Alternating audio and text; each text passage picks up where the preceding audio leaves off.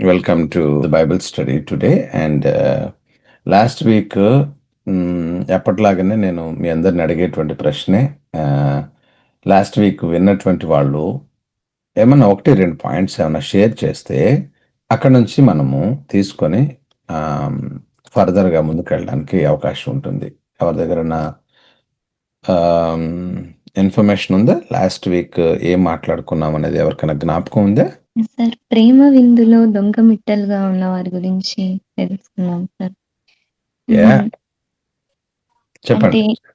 ఎత్తుగా ఉంటే if it is visible we will correct our selfs, but they are like dangerous reefs and they are not visible అని తెలుసుకున్నాం. ఇంకా if- um, ఇంకా clouds that are without rain that yeah, promise much, but they produce very much, but they produce nothing. They'll promise very much, and yeah, they're like middlemans, but they're not with God. But between us and God, there shouldn't be any middleman, and we should build our faith on Bible, but not on people's works or any ఏదైనా యా. అద్భుతాల మీద ఇంకా వాటి మీద మనం విశ్వాసం కట్టుకోకూడదండి. That's Yeah. What I Thank you so much. Wonderful. Let us start from there. So, where should we build our faith? On the Word of God. 66 పుస్తకాల బైబిల్ గ్రంథమే మన విశ్వాసానికి ప్రామాణికం కావాలి.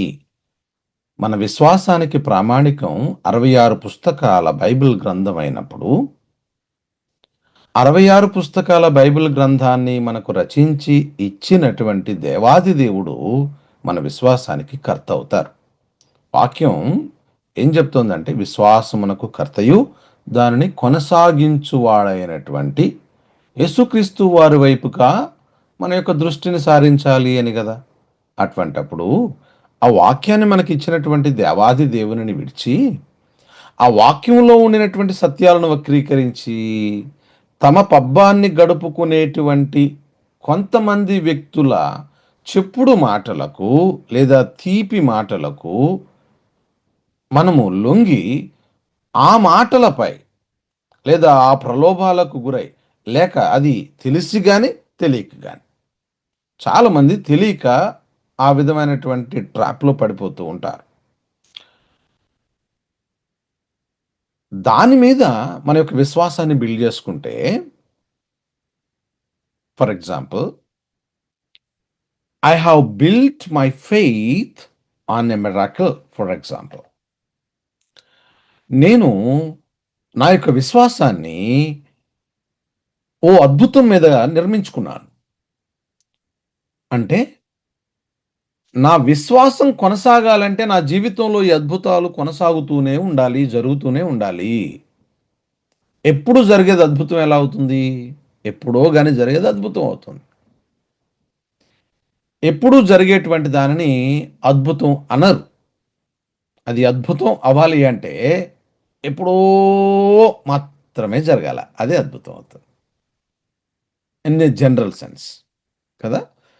అయితే మరి మన యొక్క విశ్వాసము ఇటువంటి అద్భుతాల మీద ఒకవేళ బిల్డ్ చేసుకుంటే, మన యొక్క విశ్వాసం కొనసాగాలంటే ఈ అద్భుతాలు కొనసాగుతూనే ఉండాలి. అద్భుతాలు ఎప్పుడు ఆగిపోతాయో విశ్వాసం కూడా అక్కడే ఆగిపోతుంది. మన యొక్క భక్తి జీవితం అక్కడే ఆగిపోతుంది. మన భక్తి జీవితం మన కొరకు తన ప్రాణాన్ని పెట్టినటువంటి యేసుక్రీస్తు ప్రభువు వారి యొక్క త్యాగముపై ఆయన కార్చిన రక్తము ద్వారా మనకు వచ్చినటువంటి విడుదల,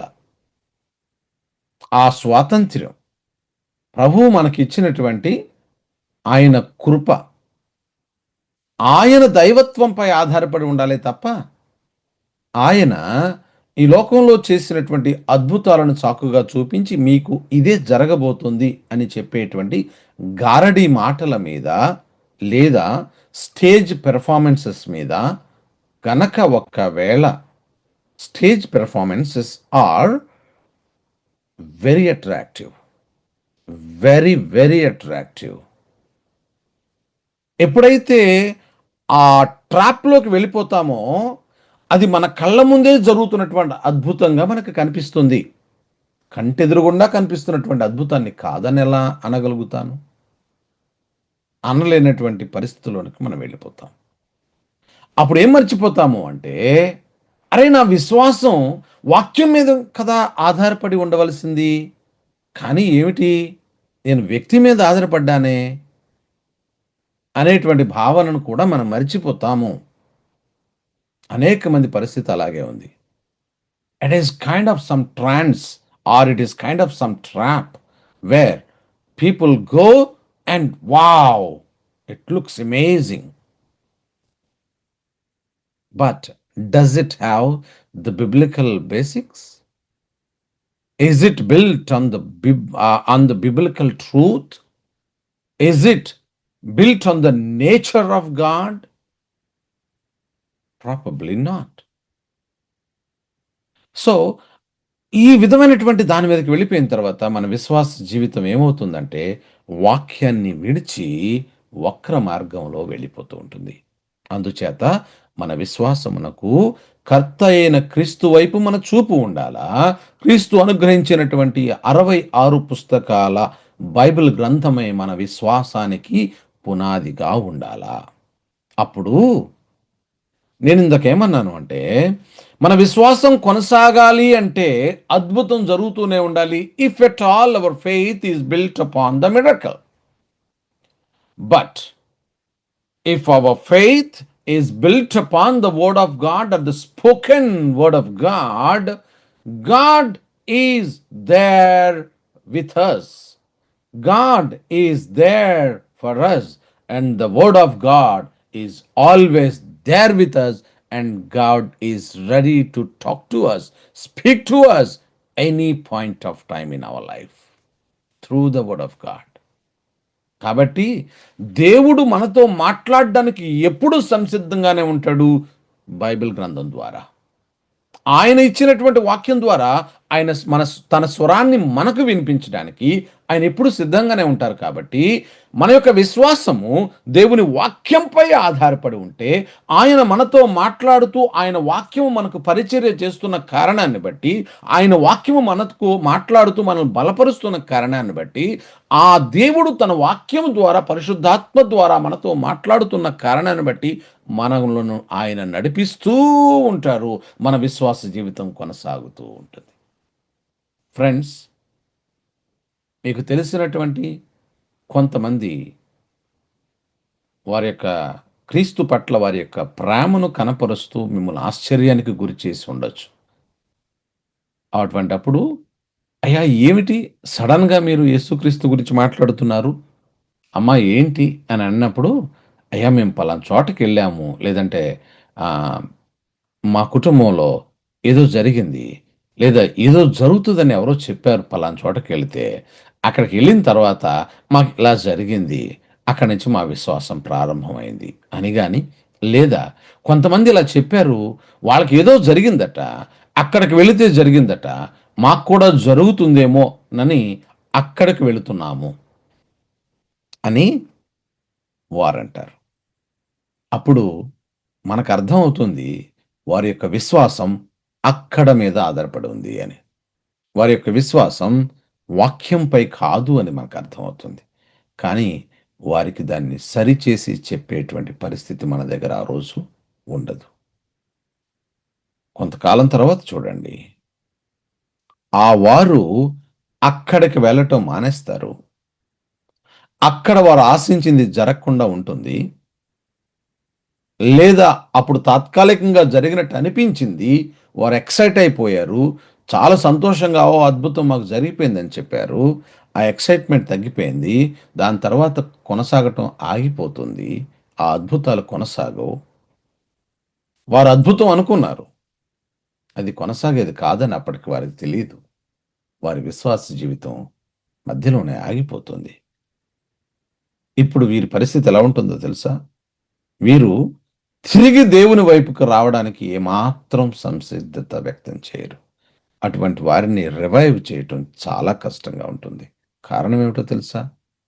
వారు దేవుని వాక్యంపై ఆధారపడి తమ యొక్క పాప జీవితాన్ని రూపుమాపడానికి యేసుక్రీస్తు ప్రభువారు మన పాపాన్ని ఆయన సిలువలో మోసి మనకు విముక్తిని దయచేశారు అనేటువంటి ప్రాథమిక సత్యంపై కాకుండా వారు ఫలానా ఆయన ప్రార్థన చేస్తే మా జీవితంలో అద్భుతం జరుగుతుంది అని ఆశించి వచ్చారు. ఫ్రెండ్స్, అటువంటి వారిని మీరు చూసినప్పుడు ఎంతో బాధపడతాం. అటువంటి వారిని రివైవ్ చేయడానికి ప్రయత్నం చేస్తాం, కానీ విఫలమే అవుతాం. అప్పుడు వారికి జరగాల్సిన నష్టం జరిగిపోతుంది. ఈ రోజున తెలుగు క్రైస్తవ ప్రపంచంలో ఇదే ఎక్కువగా కనిపిస్తా ఉంది. ఈరోజు ఒక వీడియో ఎక్కడో చూస్తూ ఉన్నాను. కొంచెం నాకు టైం దొరికినప్పుడు కొంచెం చదువుకున్న వ్యక్తే మాట్లాడుతా ఉన్నారు. ఏమనంటే, ఫలానా పాల్ అయ్య గారు ప్రార్థన చేసినప్పుడు అద్భుతాలు జరిగిపోతున్నాయి అని. అది చూసినప్పుడు నాకు కొంచెం బాధ, ఆశ్చర్యం, నవ్వు అన్నీ కలిగాయి. నీ విశ్వాసానికి పునాది వాక్యం కదా! నీకోసం ప్రాణం పెట్టింది ప్రభువు కదా! ఈ వాక్యాన్ని నీ దగ్గరికి తీసుకొని రావడానికి ఎంతమంది బలైపోయారో తెలుసా? ఈ వాక్యం మన భాషలోనికి తీసుకురావడానికి ఎన్ని జీవితాలు పణంగా పెట్టారో తెలుసా? దీన్నన్నిటిని విడిచి ఈ వాక్యాన్ని పక్కన పెట్టి వ్యక్తిని వెంబడిస్తావా? ఫ్రెండ్స్, కాబట్టి మన విశ్వాసానికి పునాది దేవుని వాక్యమే. అట్లాగే 14వ వచనాన్ని నేను చదువుతున్నాను. అయితే 13వ వచనాన్ని ఒకసారి చదివి అక్కడి నుంచి వద్దాం. తమ అవమానమును నురగా వెళ్ళగ్రొక్కు వారై సముద్రము యొక్క ప్రచండమైన అలలుగాను మార్గము తిప్పి తిరుగు చుక్కలుగాను ఉన్నారు. వారి కొరకు గడాంధకారము నిరంతరము భద్రము చేయబడి ఉన్నది. మార్గము తిరిగి నడిచేటువంటి చుక్కలట. మార్గము తప్పిపోయినటువంటి వారు. ఓ గ్రుడ్డివాడు ఇంకొక గ్రుడ్డివాడికి ఎలాగూ త్రోవ చూపించగలుగుతాడు? మార్గము తప్పినటువంటి వాడు మార్గము తప్పినవాడే. ఇటువంటి వారు సరి అయిన మార్గంలో ఉన్నవారు కారు. అటువంటి వారిని వెంబడించేవారు కూడా ఆ మార్గంలోనే ఉంటారు. సరి అయినటువంటి మార్గంలోనికి వారు రారు అనేటువంటి విషయం చాలా స్పష్టంగా మనకు అర్థమవుతా ఉంది. అటువంటి వారి కొరకు ఏముందంటే గాఢాంధకారము నిరంతరము భద్రము చేయబడి ఉన్నది. ఫ్రెండ్స్, గాఢాంధకారము నిరంతరము భద్రము చేయబడి ఉన్నది. ఈ మాట వింటున్నప్పుడు మనకు భయం కలగాలి. అది నిరంతరము, ఒకరోజు కాదు, నిరంతరము భద్రము చేయబడి ఉన్నది. ఆదాము మొదలుకొని 7వ వాడైన హనోకు కూడా వీరిని గూర్చి ప్రవచించి ఇట్లనెను, ఇదిగో అందరికీ తీర్పు తీర్చుటకు వారిలో భక్తిహీనులను భక్తిహీనముగా చేసిన వారి భక్తిహీన క్రియలన్నింటినీ గూర్చియు భక్తిహీనులైన పాపులు తమకు విరోధముగా చెప్పిన కఠినమైన మాటలను గూర్చియు వారిని ఒప్పించుటకును ప్రభువు తన వేవేల పరిశుద్ధుల పరివారముతో వచ్చెను. వారు తమ దురాశల చొప్పున నడుచుచు లాభము నిమిత్తము మనుష్యులను కొనియాడుచు సణుగువారును తమ గతిని గూర్చి నిందించువారనై ఉన్నారు. వారి నోరు డంభమైన మాటలు పలుకును. ఫ్రెండ్స్, ఇటువంటి వారి కొరకు గాఢాంధకారము భద్రము చేయబడి ఉన్నదట అని చెబుతూ వెంటనే ఆదాము మొదలుకొని 7వ వాడైన హనోకు కూడా వీరిని గురించి ప్రవచించి ఇట్లనెను అని హనోకు అనేటువంటి దైవ జనుని గురించి మనకు యూదా గారు మనకు రాస్తూ ఉన్నారు. ఈ హనోకు ఆదాము మొదలుకొని 7వ వాడైనటువంటి ఈ హనోకు ప్రవచించాడట. ఈ హనోకు గారి గురించి మనందరికీ పరిచయమైనటువంటి వ్యక్తే. ఆయన యొక్క విశ్వాస జీవితం, ఆయన గురించి బైబిల్ గ్రంథం ఇస్తున్నటువంటి టెస్టిమనీ. అయితే ఆయన ప్రవచించారట. మరి ఈ యోధా పత్రికలో ఇప్పటికే మనం కొన్నిసార్లు పలు విధాలుగా మనం మాట్లాడుకున్నాం. బైబిల్ గ్రంథంలో లేనటువంటి కొన్ని విషయాలను, లేదంటే ఇతర బైబిల్ గ్రంథంలో ఉండినటువంటి పుస్తకాలలో మనకు చెప్పబడనటువంటి కొన్ని విషయాలను వేరే వ్యక్తులు చెప్పినట్లుగా దానిలో నుంచి ఉటంకిస్తూ కొన్ని సత్యాలను మనకు చెప్పటం మనం గమనించాం.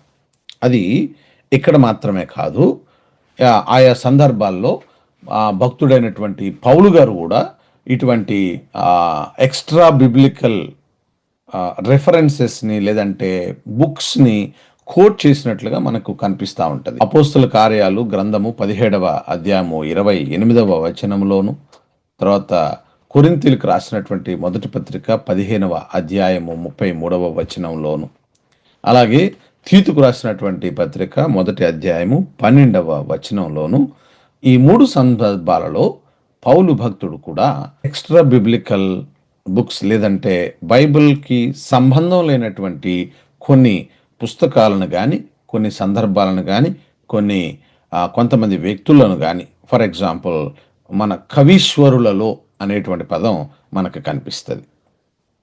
సో ఒక లోకల్ పొయిట్ గురించి ఆయన అక్కడ మాట్లాడుతున్నట్లుగా మనకు అర్థమవుతుంది.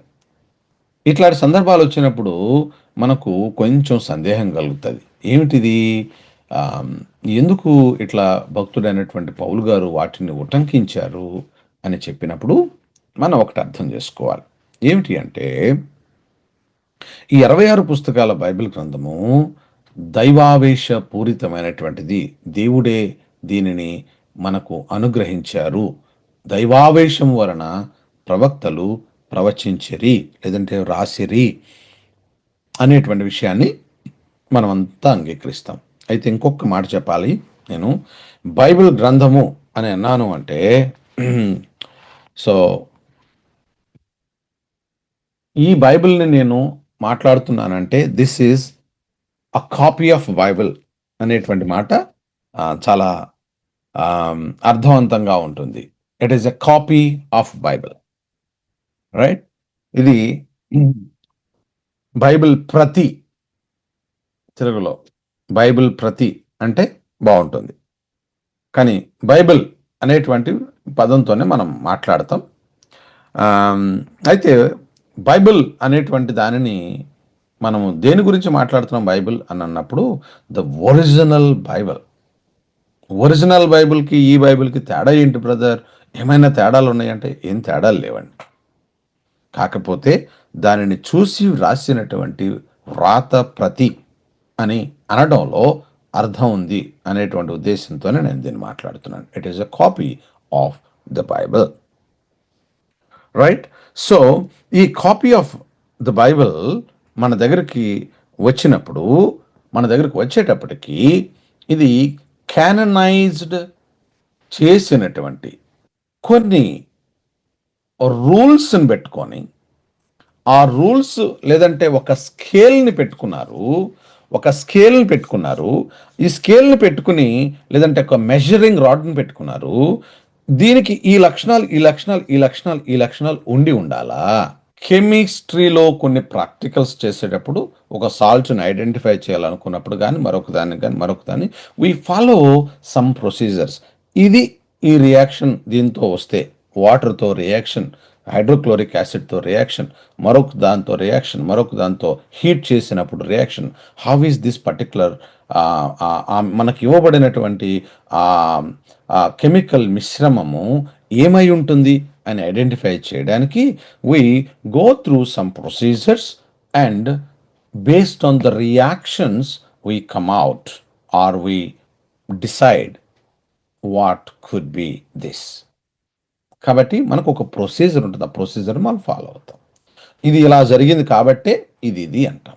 అలాగే ఒక మెజరింగ్ రాడ్ని వారు పెట్టుకొని దైవావేశపూరితమైనటువంటి బైబిల్ గ్రంథము లోకి ఈ ఫలానా పుస్తకాన్ని చేర్చాలి అంటే లేదంటే ఫలానా పుస్తకము బైబిల్ గ్రంథము లేదంటే దే దైవావేశము వలన కలిగినది అని మనము రూఢిగా దాన్ని సర్టిఫై చేయాలి అంటే ఆ పుస్తకానికి ఈ లక్షణం ఉండాలా, నెంబర్ 1, నెంబర్ 2 ఈ లక్షణం ఉండాలా, నెంబర్ 3 ఈ లక్షణం ఉండాలా అని they have formed some set of rules. ఆ సెట్ ఆఫ్ రూల్స్తో ఏం చేశారు అంటే, ఇది బైబిల్ గ్రంథము అనుకుంటే ఈ బైబిల్ గ్రంథాన్ని తీసుకుని వచ్చి ఈ మెజరింగ్ రాడ్ ఏదైతే ఉందో ఆ మెజరింగ్ రాడ్ దగ్గరికి తీసుకుని వచ్చారు. If the book that we brought దానికి సరిపోకపోతే దానిని దైవావేశపూరితమైనటువంటి పుస్తకంగా అంగీకరించడానికి వారు ఇష్టపడలేదు. దీనిలో ఉండినటువంటివి సత్యమైనటువంటి మాటలే అయి ఉండొచ్చు, వాస్తవాలే అయి ఉండొచ్చు. అయినప్పటికీ కూడా ఇది దైవావేశము వలన కలిగినటువంటిది అని భావించడానికి కావలసినటువంటి సంపూర్ణమైన అర్హతలు ఈ పుస్తకానికి లేవు అని ఈ మెజరింగ్ రాడ్ ద్వారా కొలిసి ఈ కొలమానానికి అది సరిపోలేదు కాబట్టి, తగ్గింది కాబట్టి దానిని ప్రక్కన పెట్టారు. రైట్? అటువంటి వాటిని కొన్నింటిని అపోక్రిఫల్ బుక్స్ అని, ఎక్స్ట్రా బిబ్లికల్ టెక్స్ట్స్ అని అంటూ ఉంటాం అన్నమాట. ఇది క్యాననైజ్డ్ అంటాం. ఈ క్యాననైజ్డ్ చేయబడినటువంటి ఈ 66 పుస్తకాలు ఫైనల్గా మనకు బైబిల్ గ్రంథంగా రూపుదిద్దుకున్నాయి. అయితే ఇవి కాకుండా ఉండినటువంటి కొన్ని పుస్తకాలు అపోస్తులు వారి యొక్క పరిచర్యను ప్రారంభించే అప్పటికి కూడా కొన్ని వాడుకలో ఉన్నాయి. అందులో ఈ ద టెస్టమెంట్ ఆఫ్ ఈనక్ అనేటువంటిది కూడా ఒకటి అని చరిత్రకారులు కొంతమంది చెబుతూ ఉంటారు. ప్రాముఖ్యంగా టెర్టులియన్ అనేటువంటి ఈ క్రైస్తవ చరిత్రకారుడు, లేదంటే మనము ఆయన గురించి ఫస్ట్ ఈ యొక్క చరిత్ర గురించినటువంటి క్రైస్తవ్యాన్ని గురించి మనకు తెలియజేసినటువంటి పాత గ్రంథస్థం చేసినటువంటి వ్యక్తి అని చెప్పేసి కూడా మనం అనుకోవచ్చు. ఈ వ్యక్తి ఈ ద టెస్టిమెంట్ ఆఫ్ ఈనక్ లో రాసినటువంటి కొన్ని విషయాల గురించి ఉటంకించినట్లుగా మనకు చరిత్రకారులు చెబుతూ ఉంటారు. కాబట్టి ద ఏన్షియంట్ బుక్, లేదంటే ఎంతో కాలం ఈ అపోస్తలులు వచ్చే అంతవరకు కూడా ఈ పుస్తకం యొక్క వాడుక ఉన్నది అని ఇటువంటి చరిత్రకారులు మనకు చెప్పినటువంటి కొన్ని విషయాలను గురించి మనకు తెలుస్తుంది. అయితే వారి యొక్క సంస్కృతిలో భాగమైపోయినటువంటి పుస్తకాలు ఇవి. ఈ పుస్తకాలు అయితే ఇక్కడ యూదా గారు ఈ అపోక్రిఫల్ బుక్నే రిఫర్ చేస్తున్నారు అని చెప్పడానికి మనము ఇదమిద్దంగా మనకు తెలియదు. కానీ చరిత్రకారులు కొంతమంది ఏం చెప్పారు అంటే, ఈ యూదా వారి యొక్క కల్చర్లో ఉండినటువంటి హిస్టారికల్ ట్రూత్స్, వారు బిలీవ్ చేసినటువంటివి, వారు నమ్మినటువంటివి, వారు చదివినటువంటివి, వారి కల్చర్ ద్వారా వారికి వచ్చినటువంటిది, దానిని ఈయన ఇక్కడ కోట్ చేస్తున్నారు అని మాత్రం చెప్పారు. దీన్ని బట్టి ఒక విషయం మనకు క్లారిటీ రావాలి. ఏమిటి అంటే, ఈ ఎక్స్ట్రా బిబ్లికల్ బుక్స్లో ఉండినటువంటి సత్యాలు, whether it is Paul or here Jude, మన దృష్టికి తీసుకొని వచ్చి ఏదైనా క్రొత్త విషయాన్ని చెప్తా ఉన్నారా? మన బైబిల్ గ్రంథంలో చెప్పనటువంటి విషయాన్ని, ఏదైనా క్రొత్త విషయాన్ని మనకు చెప్తా ఉన్నారా అంటే, ఇక్కడ పౌలు గారు కొత్త విషయాలను చెప్పినట్టుగా మనకి ఎక్కడ అనిపించదు. ఆయన బైబిల్ గ్రంథంలో చెప్పేటువంటి సత్యాన్ని సపోర్ట్ చేస్తూ, మరింత వారికి వెసులుబాటును కల్పిస్తూ, వారి కల్చర్లో, వారి కవీశ్వరులలో ఉండినటువంటి వారు కూడా మాట్లాడినటువంటి ఆ మాటను తీసుకొచ్చి దీనికి సపోర్ట్ చేసి మాట్లాడుతూ వారిని కన్విన్స్ చేస్తున్నట్లుగా మనకు కనపడుతుంది. అంటే వారికి అర్థమయ్యే విధంగా, అరే ఈ విషయాన్ని మన కవీశ్వరులలో కూడా ఇదే విషయాన్ని చెప్పారు కదా, అన్నట్టుగా. కాబట్టి ఈ ఎక్స్ట్రా బిబ్లికల్ బుక్స్‌లో నుంచి వచ్చినటువంటి ఈ విషయాలు బైబిల్ గ్రంథములో బైబిల్ గ్రంథంలో చెప్పనటువంటి విషయాలను గూర్చి మనకు చెప్పటానికి కాకుండా, బైబిల్ గ్రంథంలో అప్పటికే చెప్పుండినటువంటి సత్యాన్ని సపోర్ట్ చేయడానికి ఆయా సందర్భాలలో వాడినట్లుగా మనం అర్థం చేసుకోవాలి. రైట్? అప్పుడు మనకి ఇబ్బంది ఉండదు. అట్లా అని చెప్పేసి ఎక్స్ట్రా బిబ్లికల్ టెక్స్ట్స్‌లో ఉండినటువంటి కొన్ని సందర్భాలను మాత్రమే వీరు వాడారు. మిగతా అనేక సందర్భాలు, అనేక విషయాలు ఉన్నాయి.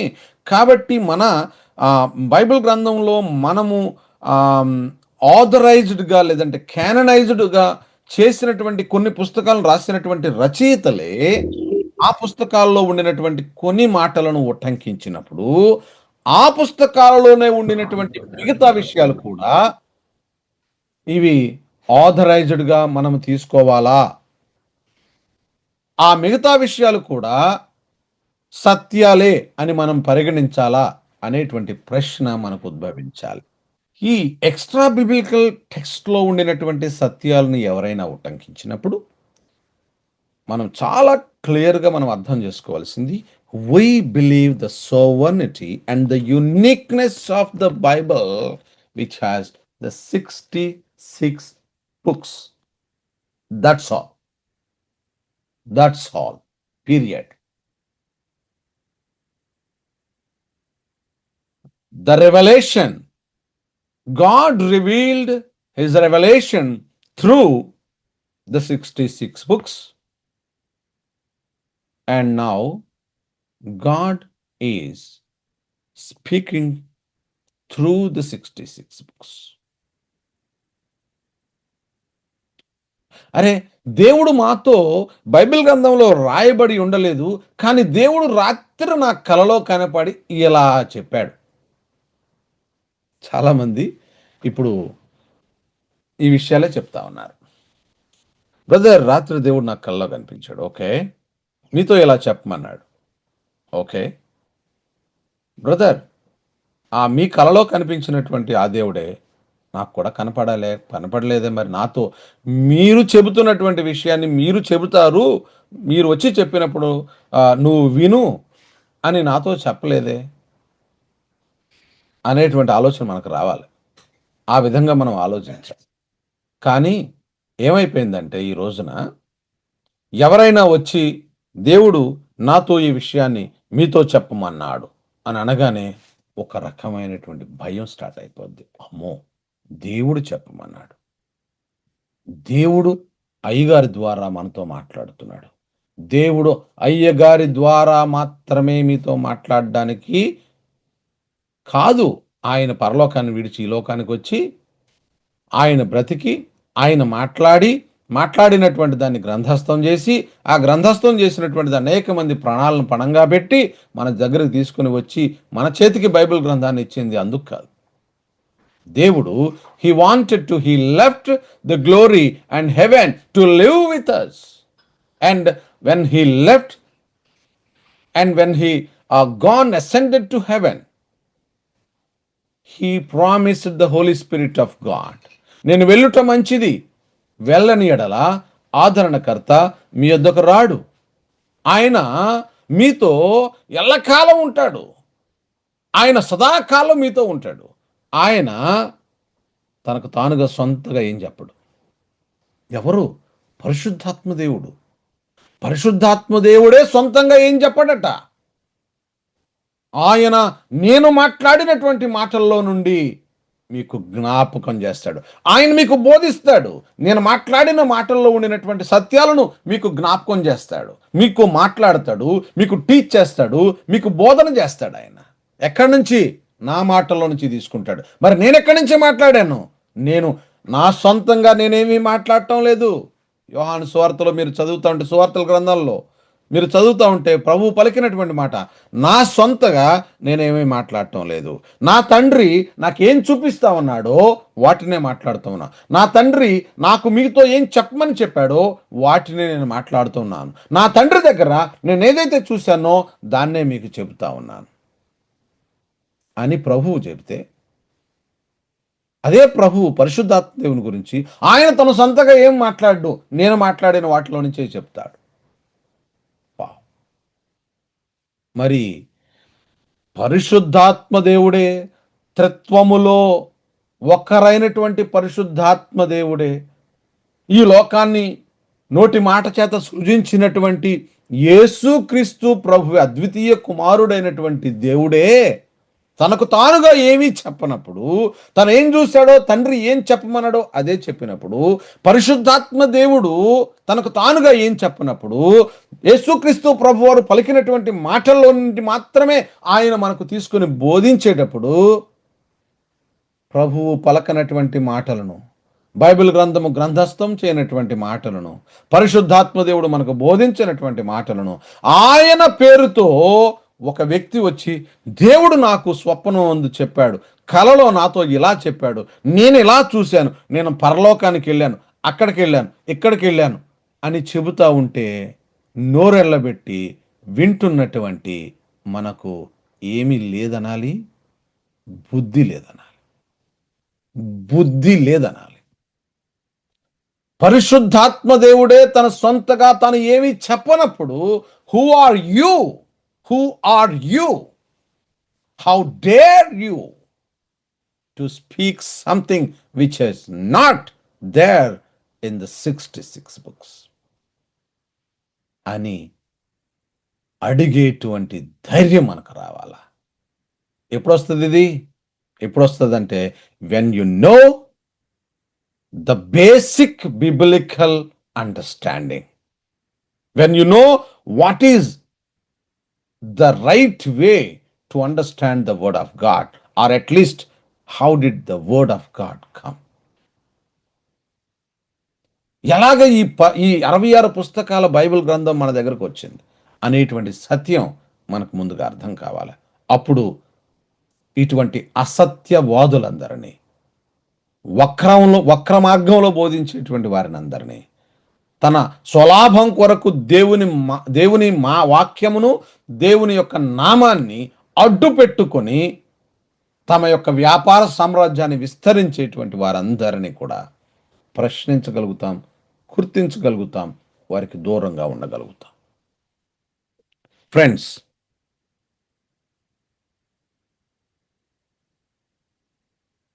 ఆదాము మొదలుకొని 7వ వాడైన హనోకు కూడా వీరిని గురించి ప్రవచించి ఇట్లనెను, ఇదిగో అందరికీ తీర్పు తీర్చుటకు వారిలో భక్తిహీనముగా చేసిన వారి భక్తిహీన క్రియలన్నింటినీ గూర్చియు, భక్తిహీనులైన పాపులు తమకు విరోధముగా చెప్పిన కఠినమైన మాటలను గూర్చి వారిని ఒప్పించుటకును ప్రభువు తన వేవేల పరిశుద్ధుల పరివారంతో వచ్చెను.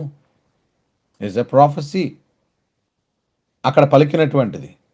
అయితే మనం ఇంతకుముందు మాట్లాడుతున్నట్లుగా మనకు రావాల్సిన డౌట్ ఏంటంటే, మరి బైబిల్ గ్రంథంలో మనం నమ్మేటువంటి, మనం అనుసరించేటువంటి, మనం చదివేటువంటి ఈ పుస్తకాలు రచించినటువంటి ప్రవక్తలైనటువంటి వారు ఆ పుస్తకంలో ఉండినటువంటి ఒక మాటను తీసుకుని ఉన్నారు కదా, మరి మిగతా మాటల సంగతి ఏమిటి? ఆ మిగతా మాటలను వారు తీసుకోలేదు. వారు చెప్పేటువంటి సత్యాన్ని సపోర్ట్ చేసుకోవడానికి ఆ విషయాన్ని మాత్రమే తీసుకున్నారు. కాబట్టి మన పరిధి కూడా అంతవరకు పరిమితం చేయటం మంచిది. ఆ మిగతా విషయాలను గురించి మనం వ్యాలిడేట్ చేయవలసిన అవసరం లేదు. అవి సత్యాలే కావచ్చు, but the 66 books is good enough to live a holy life. దేవుడు మనకు ఏది అవసరమో దానిలో ఏ ఒక్కటి తక్కువ చేయకుండా దేవుడు మనకు సంపూర్ణంగా తమ బైబిల్ గ్రంథాన్ని మనకిచ్చారు. ఈ సత్యాన్ని మనము విడిచిపెట్టవద్దు, మర్చిపోవద్దు. దొంగ మెట్టలుగా ఉన్న వారిని ఈజీగా గుర్తించడానికి వాక్యం అనే దర్పణంతో అటువంటి వారిని ఈజీగా మనము ఐడెంటిఫై చేయొచ్చు. అయితే ఇక్కడ చెబుతున్నటువంటి సత్యం ఏమిటో తెలుసా? ఈ సత్యం ఏమిటంటే, దేవుడు తీర్చేటువంటి తీర్పు గురించి. ఫ్రెండ్స్, దేవుని యొక్క తీర్పు గురించి మనం చాలా లైట్గా తీసుకుంటా ఉన్నాం. చాలామంది క్రైస్తవులు ఈరోజు దేవుని యొక్క తీర్పు గురించి చాలా లైట్గా తీసుకుంటా ఉన్నారు. ఫ్రెండ్స్, ఆ తీర్పు మహాభయంకరంగా ఉండదు. ఆ తీర్పు గురించి చూడండి. ప్రభువు తన వేవేల పరిశుద్ధుల పరివారంతో వచ్చిన వారు తమ దురాశల చొప్పున. ఇక ఈ తీర్పు ఎటువంటి వారికట? ఈ పైన మనము ఇంతకు ముందు నుంచి ధ్యానిస్తున్నటువంటి ఈ లక్షణాలు కలిగినటువంటి వారు ఎవరైతే ఉన్నారో, వక్ర మార్గంలో ఉండినటువంటి వారు, సత్యవాదులను వక్ర మార్గానికి తీసుకుని పోవాలని దురాశ చొప్పున పొంచి ఉండినటువంటి వారు, దొంగ మెట్టలుగా ఉండినటువంటి వారు, ఇటువంటి వారందరికీ కూడా తప్పించుకునే మార్గమే లేదు ఫ్రెండ్స్. తప్పించుకునే మార్గమే లేదు. దేవుని యొక్క దండనను, దేవుని యొక్క న్యాయ తీర్పును ఎవ్వరూ తప్పించుకోలేరు. ఎవ్వరూ తప్పించుకోలేరు. ఎవ్వరు. అయితే వారి గురించి మరి కొన్ని విషయాలను ఈరోజు మనం ధ్యానం చేద్దాం. ఏమిటి అంటే, వారు తమ దురాశల చొప్పున నడుచుచు. ఎలా గుర్తించాలి వీళ్ళని? వారు తమ దురాశల చొప్పున నడుస్తారట. అంటే ఆశ మనిషికి ఉంటుంది, కానీ దురాశ వీళ్ళకుంటుంది. సాధారణంగా ఒక ఆశ కలిగి ఉంటాడు మనిషి. ఓకే, ఇది జరగాలో, లేకపోతే ఇది జరిగితే బాగుంటుందో, మరొకటో స్వభావ సిద్ధంగా మనిషి ఆశాజనకంగా ఉంటాడు. కానీ ఆ ఆశ గురించి కాదు మాట్లాడుతుంది ఇక్కడ. దురాశ, చెడ్డదైనటువంటి ఆశ. ఎవరికి ఏదో పోవాలా, మనకి ఏదో వచ్చేయాలా, ఇది దురాశే కదా. మనకు ఒక మంచి కార్యం జరగాలని ఆశపడటంలో తప్పులేదు. మనం చక్కగా చదువుకుని పాస్ కావాలని అనుకోవటం తప్పులేదు. మంచి మార్కులు సంపాదించుకోవాలని కష్టపడటంలో తప్పులేదు. దురాశ ఏమిటో తెలుసా? నేను పాస్ అవ్వాలి, నేను మాత్రమే పాస్ అవ్వాలి. ఇది దురాశ. నాకు మంచి ఉద్యోగం రావాలి, ఓకే సంతోషం, నాకు మాత్రమే మంచి ఉద్యోగం రావాలి. ఇది దురాశ. రైట్? ఇటువంటి వారట, వారు తమ దురాశల చొప్పున నడుచుచు లాభము నిమిత్తము మనుష్యులను కొనియాడుచు. లాభము నిమిత్తము మనుష్యులను కొనియాడుచు అని తెలుగు బైబిల్లో ఉన్న చోట 6వ నంబర్ వేసి ఫుట్ నోట్లో ముఖస్తుతి అని రాశారు. ముఖం మీద చాలా పొగిడేస్తారు. ముఖం మీద చాలా పొగిడేస్తారు. సాధారణంగా ఇట్లాంటివి క్రైస్తవ ప్రపంచంలో మనం అంతగా ఎక్స్పెక్ట్ చేయం.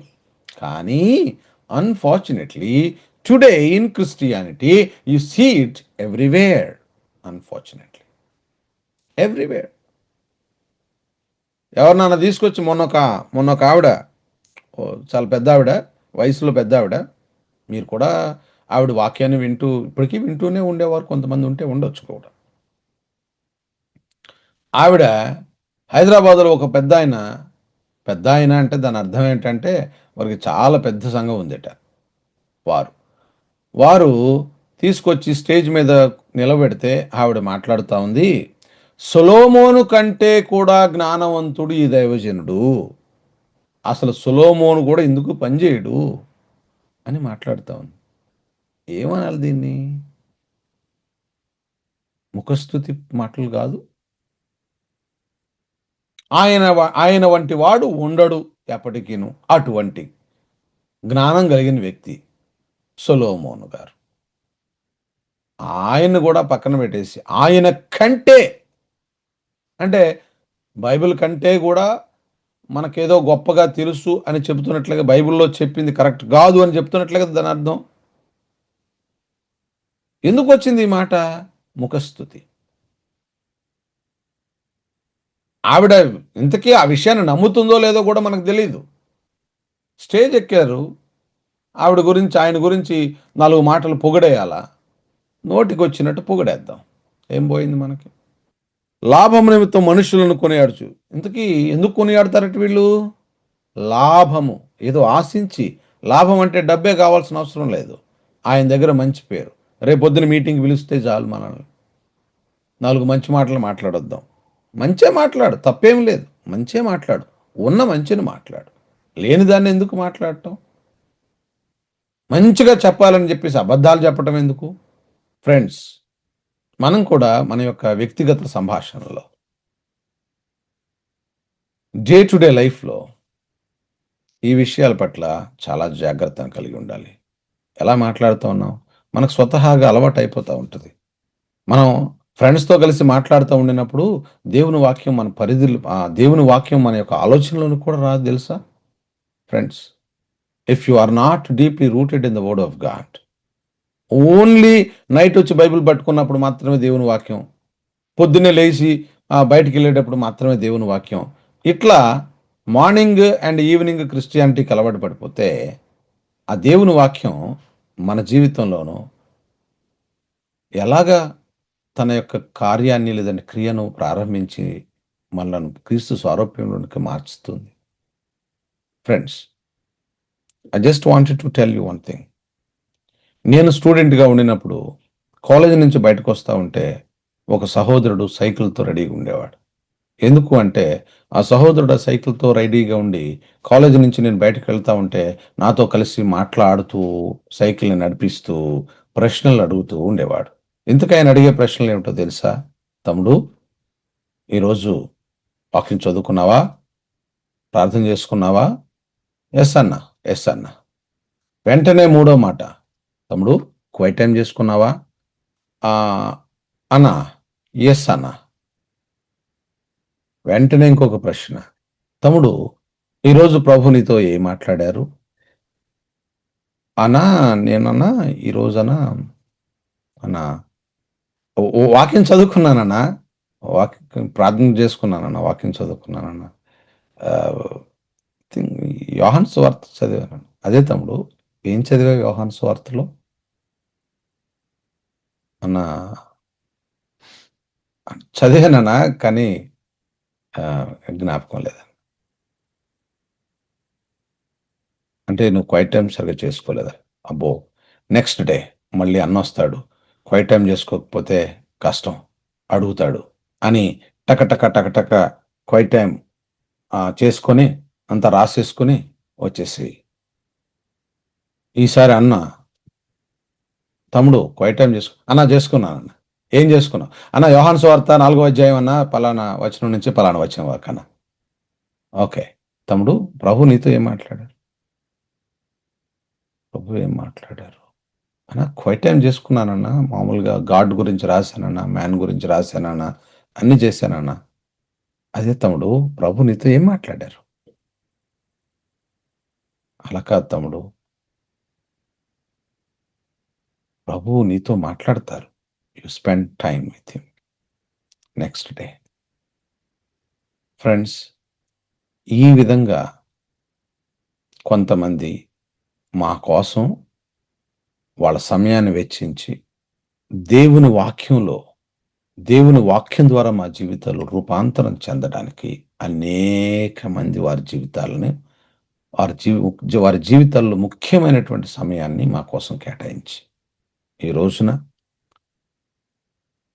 ఇంకా విశ్వాసులుగా బ్రతికి ఉన్నాము అంటే, వారందరి సహాయ సహకారాలు, వారి నడిపింపు, దేవుని వాక్యంలో మేము వేరుపారిన వారమై మా విశ్వాసం ఆధారపడి దేవుని వాక్యంపై ఆధారపడి ఉండడానికి కారణభూతులైన వారు అనేక మంది ఉన్నారు.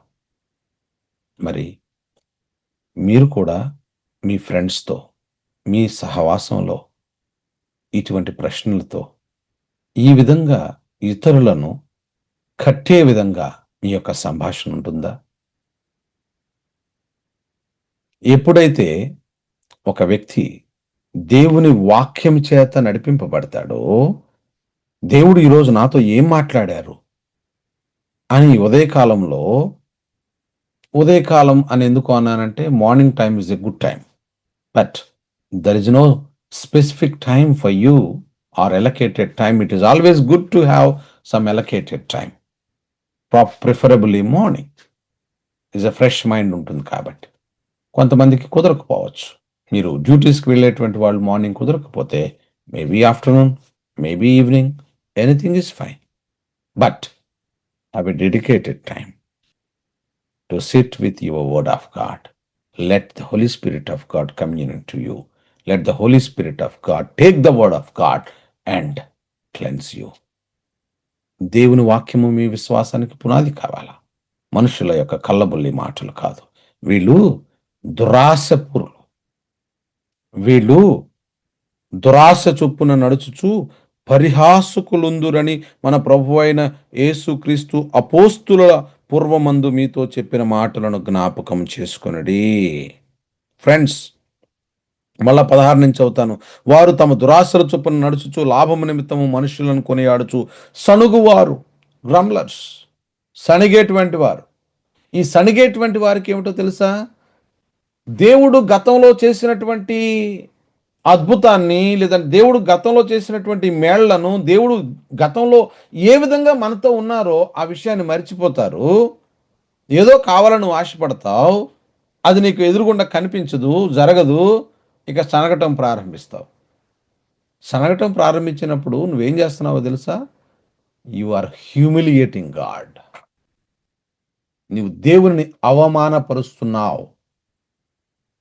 సణిగి చచ్చిపోయారు, ఎడారిలోనే రాలిపోయారు అంతే. పండు ఆకులు రాలినట్టుగా రాలిపోయారు వాళ్ళు సణిగి. దేవుని యొక్క మేళ్లను పొందుకోకుండా చచ్చిపోయారా? లేదే. ఎలా సణిగారు? ఎందుకు సణిగారు? మేళ్ళు పొందుకుంటూ గవుక్కని ఏదైనా వచ్చిందనుకోండి కష్టం, సనగటం. నీ కష్టంలో నువ్వు సనగటం కాదు, నీ కష్టంలో నీకు అండగా నిలవబడినటువంటి దేవాది దేవుణ్ణి, నీతో ఉండి నడిపిస్తున్నటువంటి నీ దేవుని నువ్వు మరిచిపోతేనే నువ్వు సణుగుతావు. ఆయన నీతో సదాకాలము ఉంటాడు. ఇమ్మానుయేలు, ఆయన నీతో ఉంటాడు, నీతో ఉంటాడు. You are not alone. You are not alone. Though you are walking alone, but don't forget that he is there with you, friend. Whatever the situation that you are going through, whatever the circumstances that you are in now, remember your God is there with you. He is Emmanuel. My friends, లాభము నిమిత్తము మనుషులను కొనియాడుచు సణుగువారును తమ గతిని గూర్చి నిందించువారునై ఉన్నారు. వారి నోరు డంభమైన మాటలు పలుకును. వీళ్ళ మాటలు చూసినప్పుడు కోటలు దాటిపోతాయి. డంభంగా ప్రవర్తిస్తారు. వారి ప్రవర్తనలోనే వారి గురించి మనకు అర్థమైపోతుంది. వారు మాట్లాడే మాటల్లోనే వారి యొక్క జీవితం ఏంటో మనకు అర్థమైపోతుంది. ఫ్రెండ్స్, ఇటువంటి వారు మీ యొక్క సహవాసాలలో ఉన్నా, మీతో ఉన్నా, వారు మీతో భేదములను కల్పించువారే, మీకు అపాయము చేయువారే. ఒకవేళ వారు బోధకులుగా ఉంటే మరింత ప్రమాదంలో ఉన్నారు. Come out, come out. They are not real Christian teachers, are their preachings are not based on the real word of God, but they are deceivers. They are deceivers, my friends. So I request you to have deeply rooted in the word of God, so that you will understand, so that you will identify, so that you can see or listen and say that, no, this is not the right word of God. This is not the right interpretation of the word of God. అని చెప్పేటువంటి పరిస్థితుల్లోనికి నీవు రావాలి. అటువంటి కృప పరిశుద్ధాత్మ దేవుడు మనకు అందరికీ అనుగ్రహించును గాక.